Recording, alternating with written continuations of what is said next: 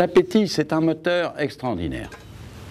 L'appétit est le facteur déclenchant normal de la nutrition. C'est-à-dire qu'on mange quand on a faim et on doit normalement ne manger que quand on a faim et que parce qu'on a faim. Donc, l'appétit va déclencher la sécrétion des sucs gastriques et va vous permettre d'assimiler le repas que vous allez faire. Mais il y a malheureusement, avec notre civilisation, beaucoup de choses qui sont très ennuyeuses. C'est d'abord le manque d'appétit, de la ritualisation. Il y a un manque d'appétit physiologique, c'est le manque d'appétit du soir. Alors le manque d'appétit du soir, c'est bon, c'est normal. Le manque d'appétit de fin d'après-midi, on attend d'avoir faim. Le manque d'appétit matin et midi, alors là, on n'a pas le droit. On se force. Parce que si vous n'obéissez pas à ce manque d'appétit le matin et le midi, le soir, vous allez crever de faim. Deuxième risque, la ritualisation, c'est-à-dire que j'ai faim ou pas, je mange.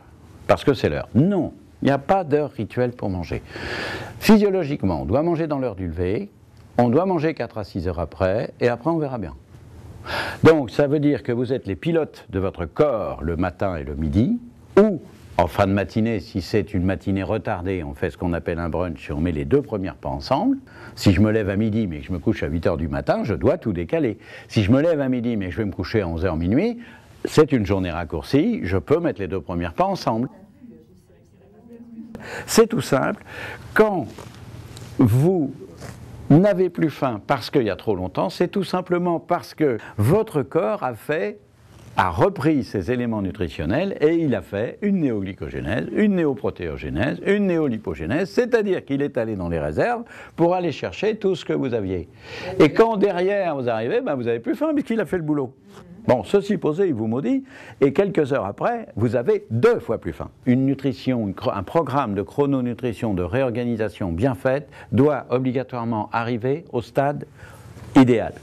Ni trop, ni trop peu. Voilà comment ça se gère une nutrition bien faite.